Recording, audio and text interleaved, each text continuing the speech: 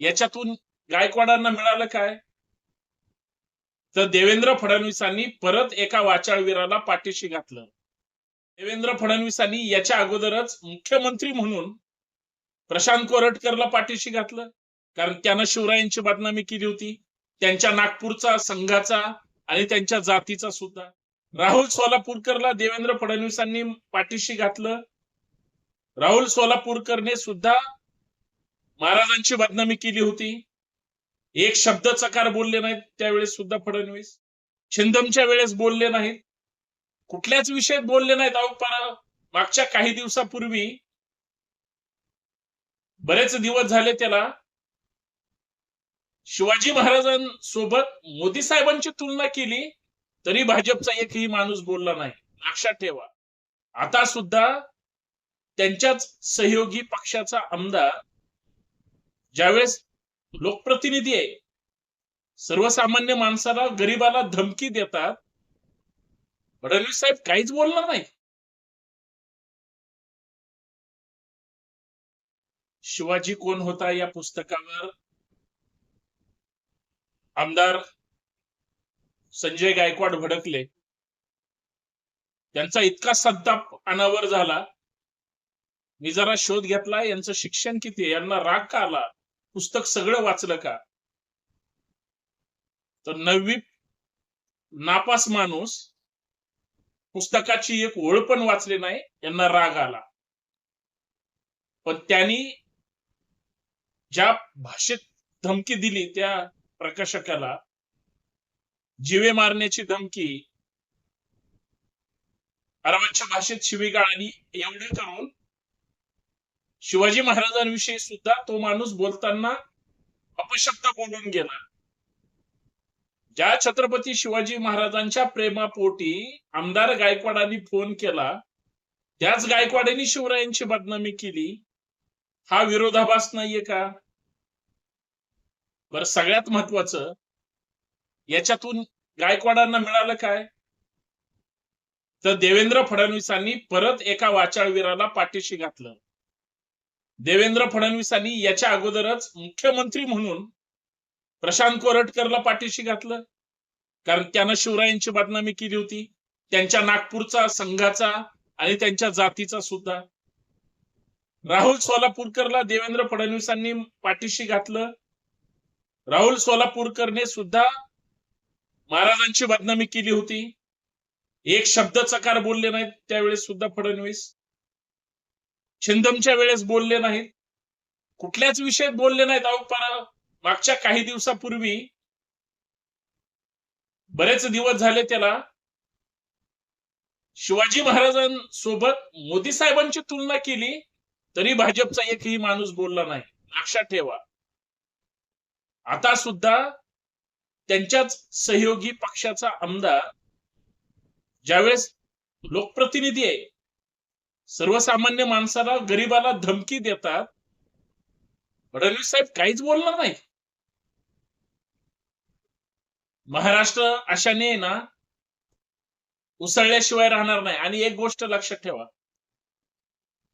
सरकारनं कितीही जातीवादीपणा केला किंवा सरकारनं कितीही वाचाळवीरांना पाठीशी घातलं तरी मुख्यमंत्र्यांचा आणि सरकारचा चेहरा महाराष्ट्रासमोर येतोच, आलाय. गायकवाडांनी गोविंद पानसरेंच्या त्या पुस्तकाच्या संदर्भात प्रकाशकाला धमकी दिली. जे पानसरेंचं झालं, तुझं सुद्धा होऊ शकतं. भयानक बदनामी आहे, लक्षात ठेवा. पण या सगळ्या प्रकरणामध्ये गायकवाडांची अवकात कळाली का आहे ते, आणि महाराष्ट्राला माहिती सुद्धा आहे. अरे, जो माणूस तिकडे मंत्रालयात चड्डी बनियांवर त्या कॅन्टीन मधल्या तिथल्या लोकांच्या अंगावर जाऊ शकतो, आणि नंतर म्हणजे अन्न आणि औषध प्रशासनाने ते सगळं तपासल्यानंतर कळलं की अजिबात त्याच्यामध्ये काही भेसळ नाही किंवा ते खराब झालेलं नव्हतं. तोंड घशी पडलेले गायकवाड प्रसिद्धीच्या झोतात राहण्यासाठी केविलवाना प्रयत्न करतायत. पण बांधवांनो, एक महत्वाची गोष्ट सांगतो, परत त्याच पुस्तकाची ज्या पद्धतीनं जाहिरात झाली ना महाराष्ट्रामध्ये, प्रत्येक जिल्ह्यामध्ये 1-1 लाख पुस्तकं खरेदी केली जातील आणि घरात घरात तेच शिवाजी कोण होता हे पुस्तक वाचलं जाईल. माझ्या युट्यूबवर, माझ्या फेसबुकवर, आपल्या व्हॉट्सअप चॅनलवर किंवा ट्विटरवर सुद्धा बऱ्याच जणांनी कमेंट केल्या की तुम्ही शिवाजी नाव एक केले, तुम्हाला कसं काय चालतंय? मी म्हणलं दादा, शिवाजी महाराजांचं नाव काय? शिवाजी शहाजी भोसले. एकेरी नाव आहे का ते? छत्रपती ते झाले, महाराजांचं आदरानं नाव घेतलं पाहिजे का? 100% घेतलं पाहिजे. पण कुठलाही लेखक ते नाव छत्रपती शिवाजी महाराज म्हणाले म्हणजे आदराने घेतलं पाहिजे. शिवाजी उठला, शिवाजी बसला असं पाठ्यपुस्तकात तुम्ही वाचलं, लहानाचे मोठे तसेच झालात. कधी विचारलं का असं का लिहिलं? अहो, तुम्ही आम्ही सच्चे शिवप्रेमी आहोत म्हणून बरेच चुकीच्या गोष्टी आपण इतिहासातून या घाणेरड्या लोकांनी ज्यावेळेस घातल्या होत्या काढल्या. या गायकवाडचं कोरटकरच्या वेळेस तोंड बंद होतं. सोलापूरकरांच्या वेळेस सगळ्यांच्या विषयी यांच्यात हिंमत नाही हो. एकनाथ शिंदेची परवानगी तरी घेतली काय गायकवाडने असं बोलण्यासाठी? ज्यांना विधान परिषदेची आमदारकी मिळवायची तेच फक्त गायकवाडचं समर्थन करतात, हे पण विसरू नका. आणि गायकवाडांच्या बाबतीमध्ये सरकारवर बालंट आलं असताना सुद्धा एकनाथ शिंदे चकार शब्द बोलतात ना, राज्याचे मुख्यमंत्री एक शब्द बोलायला तयार आहेत. देवेंद्र फडणवीस साहेब, तुम्ही किती वेळा या वाचाळवीरांना पाठीशी घालणार आहात? खर तर इतकी भयंकर आणि सरकारला खर तर बदनाम करणारी घटना आहे. म्हणजे हा कायद्याचा सुद्धा भंग आहे आणि कायद्याचं उल्लंघन सुद्धा आहे, घटनात्मक मूल्यांचं उल्लंघन आहे. एखादा आमदार एखाद्या व्यक्तीला जीवे मारण्याची धमकी देतो आणि त्याच्यावर गुन्हा दाखल होत नाही. राज्याचे गृहमंत्री पदाचा गैरवापर करणार, उपमुख्यमंत्री पदाचा गैरवापर करणार, आमदार पदाचा गैरवापर करणार. काय धंदा चाललाय? कायद्याचं राज्य नाही म्हणून रोज लोक ओरडतात, तुम्ही सुद्धा तेच करणार. कमीत कमी तुम्हाला त्या प्रकाशकाचं समर्थन करायचं नसेल, मी समजू शकतो, पण छुपा पाठिंबा गुन्हेगाराला तर देऊ नका. तुम्हाला एक किस्सा सांगतो, हे कसे चुकीच्या इतिहासाचं समर्थन करणारे लोक आहेत. नीलम गोरे गायकवाडांचं समर्थन करतात, त्यांना विधान परिषद पाहिजे. ह्या त्याच नीलम गोरे आहेत लाल महालातला पुण्यातला ज्यावेळेस दादोजी कोंडदेवचा पुतळा काढायचा होता, कारण तो वादग्रस्त होता आणि जिजाऊंची जेम्स लेननी कशा पद्धतीने बदनामी केली उभ्या महाराष्ट्राला माहितीये. त्यावेळेस पुतळा काढण्यासाठी आम्ही शेकडो शिवप्रेमी रस्त्यावर सतत आंदोलन करायचो.